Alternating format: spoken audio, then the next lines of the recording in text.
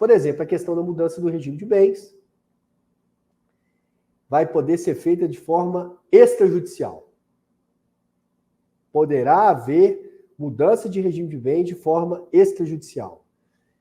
E eu não gosto de falar isso, né? Mas eu cheguei a falar isso aqui. Falei assim, olha, eu não vejo por que não fazer. Se a pessoa pode fazer o divórcio, que é o rompimento total da sociedade conjugal no cartório, por que não rever o regime? Por que não rever o regime? Se eu posso mais, que é romper a sociedade conjugal, por que eu não posso menos, que é rever? É claro que ressalvado o direito de terceiros. Sempre, né, gente? Sempre, sempre. Né? Ressalvado o direito de terceiros. Não é para causar fraude, não é para passar a perna em ninguém. Um abraço na Sônia. Sônia também é outra querida. O negócio aqui hoje só tem as queridas Cássia, Patrícia, Alcivânia, só pessoas que se tornaram minhas amigas aqui no Bijus.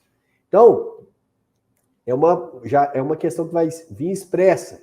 Outra coisa, você não pode pactuar, seja escritura pública, instrumento particular, o que for, e aí o código vai trazer claro isso, porque isso tem sido uma artimanha que às vezes a gente vê utilizado, com efeito ex-tunc. Às vezes o sujeito, dentro da dinâmica das relações familiares aí, quer privilegiar um herdeiro com relação ao outro. Denise também está aí, obrigado, Denise. Com relação ao outro, não tem outro jeito de falar que não seja esse. Quer passar a perna, né? Quer passar a perna nos herdeiros, e aí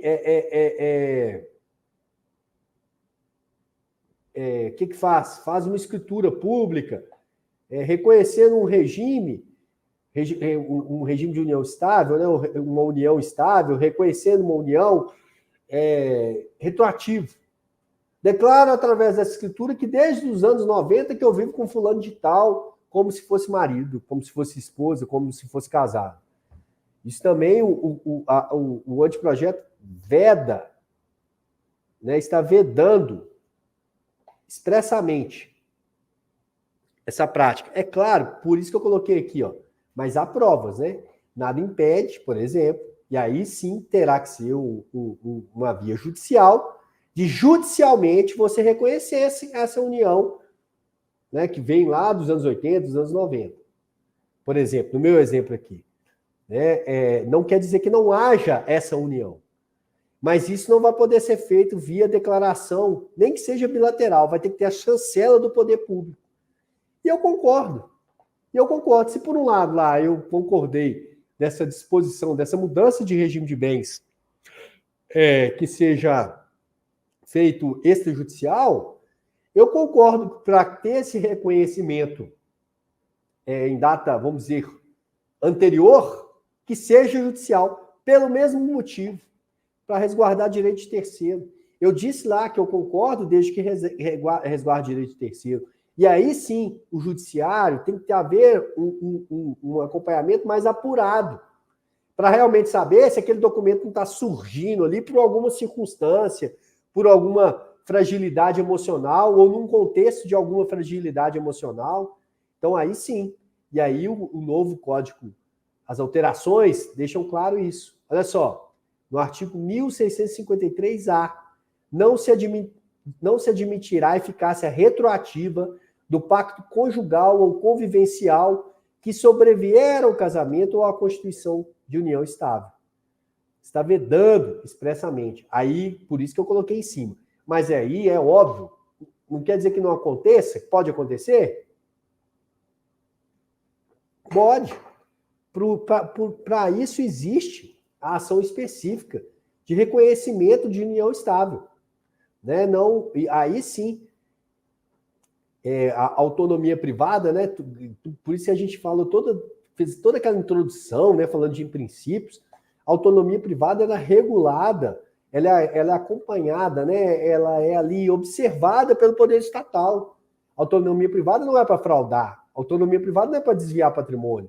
A autonomia privada é para exercer ali o seu desejo, a sua vontade, resguardar o direito de terceiros. Então, fica mais que justificado essa possibilidade que, vedando essa possibilidade via documental, via uma declaração, via um pacto, trazendo a necessidade de deixar claro, por um crivo do poder estatal, para falar, não, realmente, aí sim. Né? Não basta só você falar que viveu lá, não. Eu quero saber se realmente viveu. Aí sim. Ok? Então, isso vai expresso no texto. Além disso, uma novidade trazida pelo professor Pablo Stolze, que já tem em outros países. E aí, no mínimo, assim, eu fiquei, assim, pensando, né, nessa possibilidade de planejamento sucessório patrimonial, como é que isso dialoga, né? Você poder prever uma mudança automática de regime. Vai casar, vai viver por um regime de separação de bens, por exemplo, durante 5 anos. Faz um estágio probatório. E aí, no casamento, no próprio pacto antinupcial, você vai poder prever que, após 5 anos, eu estou dando um exemplo de 5 anos, né, gente? Pode ser 10.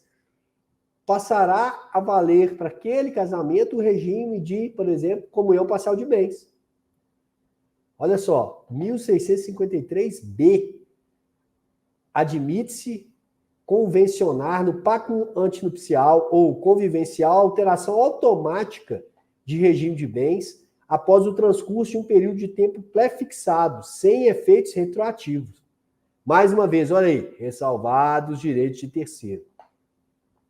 Então vejam, uma outra janela, uma outra possibilidade aí, né, dentro desse aspecto de planejamento sucessório e patrimonial.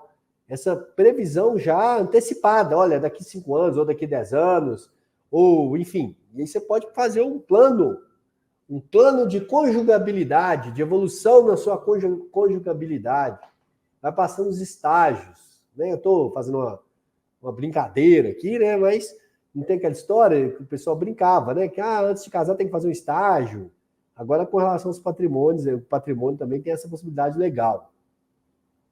A questão do regime misto e alteração relativas ao termo de outorga conjugal e convivencial. Regime misto, eu já falei, de criar um regime próprio. A questão de relativizar a outorga. A gente vê, e aí eu vi isso esses dias, gente. Olha só. Tendo uma perspectiva de planejamento patrimonial, um jovem casal empresário, né, eu considero acima de 40 jovem. Eu tenho 45, ainda tô jovem, né? Para algumas coisas ainda tô, outras não. Mas um casal jovem, na casa dos 40 anos, que optou por casar no regime de separação de bens, e eles têm uma empresa. Né? Lembrando que o regime de separação obrigatória de bens, que não possibilita a sociedade empresarial. Agora, o regime de separação convencional possibilita. Mas espera aí, professor, que vantagem tem? Que diferença tem? Para que isso? Eles já são até casados no regime de separação de bens, como é que eles vão ser sócios de uma empresa? Porque a relação empresarial, como a gente bem já falou, é mais dinâmica. Então, eles casam no regime de comunhão parcial de bens, vai trazer uma série de embaraços aí, por exemplo, se quiser vender o imóvel, se quiser fazer certo negócio, tem que pegar o outorga conjugal. Agora, pode casar no regime de separação de bens, constituir uma pessoa jurídica, nesse caso lá, os dois eram da área da saúde, e constituir uma pessoa jurídica voltada para a área da saúde. E aí eles podem ter lá, olha, aqui para assinar com relação à venda de bens, venda de bens da sociedade, basta um dos sócios, que é o administrador, que é fulano de tal. Nesse caso de negócios acima de determinado valor, tem que ter assinatura dos dois. Então, porque a sociedade empresarial atualmente dá mais dinâmica. Então, olha só, eu acho uma saída interessante. Agora, com essas alterações, isso vai ficar mais expresso, vai ficar mais protegido dentro da própria relação de família. Não precisando de fazer essas, entre aspas, artimanhas, no bom sentido, né, gente? Ou essas arquiteturas, para usar aí o termo cunhado pela professora Daniela Teixeira, essas arquiteturas na administração do patrimônio. Né? O direito de família fica mais fortalecido dentro do exercício da autonomia privada. A minha impressão é essa. Porque podem parecer que está enfraquecendo, né, na medida que o Estado, o poder público, né, as normas ganham maior possibilidade de serem transacionadas, pactuadas. Eu vejo isso um fortalecimento, na medida que dentro do próprio núcleo interpretativo, lá do direito das famílias e sucessões, é aberto esse leque de transação, de negociação, de pactuação, de exercício da autonomia privada, evitando que saia do direito das famílias, saia do direito das sucessões e busque lá no direito empresarial e outros ramos do direito instrumentos para esse exercício dessa autonomia privada. Então, não vejo como um enfraquecimento. Pelo contrário, eu vejo um fortalecimento. Olha, eu, direito das famílias, eu, direito sucessório, é claro, gente, tudo está dentro de um sistema, né? Não se fala em ramos do direito de forma isolada. Nem essa dicotomia de direito público-privado hoje em dia se usa mais, né? Existem aspectos lá do direito público que se inspiram no privado e assim, enfim. Mas aquelas normas tidas como de caráter cogente, no sentido que o Estado, olha, não, isso aqui você não pode mexer, não. O direito da família fala, não, você pode mexer, inclusive eu, direito de família, eu, direito sucessório, eu vou regular aqui, ó. A gente vai resolver o nosso problema aqui. Não vamos precisar ir em outros ramos. Né? Outra coisa, meus amigos, que até já tem decisão, né, é a questão da inconstitucionalidade do 1641, que fala, né, o tema 1236, que fala do quê? Da limitação de idade, né, para o regime de casamento.